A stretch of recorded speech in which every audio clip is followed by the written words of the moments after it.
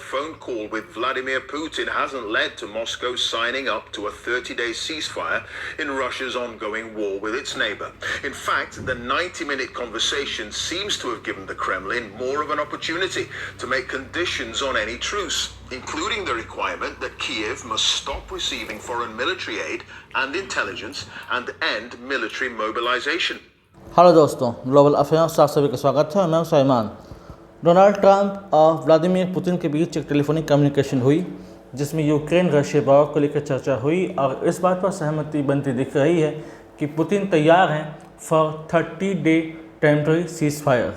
ये एक बहुत बड़ी जीत है to conclude Ukraine Russia war. ऐसा लग रहा था कि 3 साल से चलता हुआ वॉर कब ख़त्म होगा, कब इसका अंत होगा, लेकिन फाइनली लगता है कि अब जो वर्ल्ड लीडर्स हैं, फिर चाहे यूएस हो, रशिया हो और दूसरे स्टेक होल्डर्स हैं, वो इस बात पर गंभीर हैं कि इस युद्ध का अब अंत हो जाना चाहिए। तो जो बातचीत हुई, 2 घंटे की बातचीत हुई बिटवीन पुतिन एंड ट्रंप, उसमें बात सामने आई है कि हाँ, 2 जो नेता हैं उस बात पर सहमत हैं कि 30 दिन का टेम्पररी सीज फायर हो जाना चाहिए। और ट्रंप ने ये कहा कि रशिया और यूक्रेन 3 साल से लड़ रहे हैं और दोनों तरफ से खून खराबा, लड़ाई झगड़ा हो रहा है, कोई इसका रिजल्ट नहीं निकला है, इसलिए इस पर अब गंभीरता से चर्चा होनी चाहिए और ये युद्ध रुकना चाहिए। ट्रंप एक ऐसे नेता हैं जिनको लड़ाई झगड़ा पसंद नहीं आता। अपने इलेक्शन कैंपेन में वो कह चुके थे कि ये युद्ध रुकना चाहिए, अब बहुत ज़्यादा खून खराबा हो चुका है। दरअसल बात ये हुई है कि पुतिन तैयार हैं सीज फायर के लिए, और वो जो यूक्रेन के इलेक्ट्रिसिटी इंफ्रास्ट्रक्चर हैं, पावर इंफ्रास्ट्रक्चर हैं, उस पर हमला नहीं करेंगे।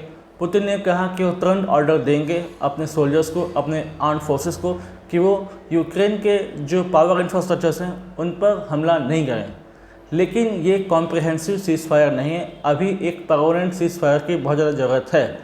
दरअसल कुछ मांगे रखी हैं पुतिन ने, और वो ये हैं कि सबसे पहले तो यूरोप जो सहायता दे रहा है, जो मिलिट्री और इंटेल सपोर्ट मिल रहा है यूक्रेन को, वो जल्द से जल्द बंद होना चाहिए। यूरोप कॉन्स्टेंटली सपोर्ट कर रहा है यूक्रेन को through it's military add and intelligence support. तो पुतिन चाहते हैं कि ये रुकना चाहिए, इस पर तुरंत कार्रवाई होनी चाहिए और ये सपोर्ट तुरंत रुकना चाहिए। दूसरी उनकी मांग ये है कि जो एरिया एक्वायर कर लिया है रशिया ने इन 3 सालों में यूक्रेन का, जो है तो यूक्रेन का, लेकिन अब रशिया ने एक्वायर कर लिया है, तो उसको यूक्रेन जो है स्वीकार करे और उसको रिकॉग्नाइज करे एज ए रशियन टेरिटरी। अभी भी एक बड़ा ऐसा रीजन है जहाँ पर लड़ाई चल रही है और एयर स्ट्राइक्स चल रही हैं दोनों की तरफ से। दरअसल डोनबास रीजन जो है यूक्रेन का, जो बॉर्डर शेयर करता है विद रशिया, ये रीजन में युद्ध नहीं रुकने वाला। यहाँ पर कहा है रशिया ने कि यहाँ पर वो लड़ाई नहीं रुकने वाले हैं और इसके लिए अलग से टॉक्स होगी।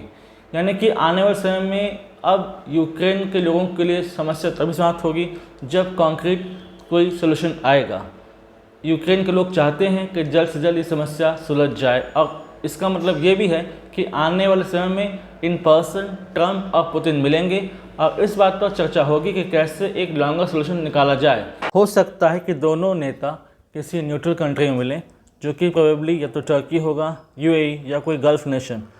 हाल ही में कुछ समय पहले रशिया के और यूएस के ऑफिशियल्स मिले थे, दोनों के फॉरेन मिनिस्टर मिले थे in Saudi Arabia to discuss Ukraine Russia war. तो हो सकता है सऊदी अरब इसको दोबारा होस्ट करे, तब ट्रंप और पुतिन सामने होंगे और फिर बात की जाएगी इसके परमानेंट सोल्यूशन की।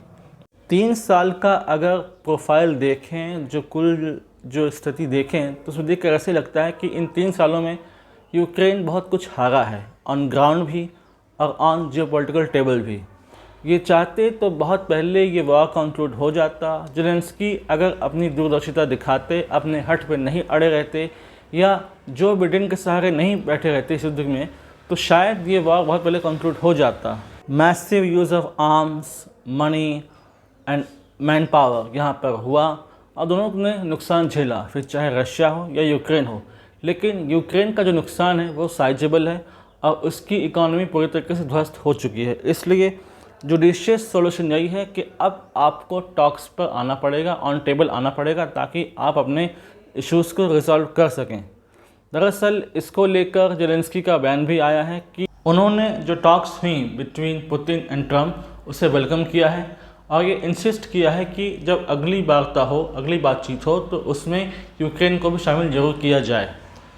यूरोप के दूसरे नेताओं ने भी अपना वर्जन दिया, अपना ओपिनियन दिया कि Starmer prime minister of UK, Emmanuel Macron, Olaf Scholz और दूसरे लीडर्स ने इसे वेलकम किया है और उम्मीद जताई है कि आने वाले समय में यहाँ पर शांति होगी।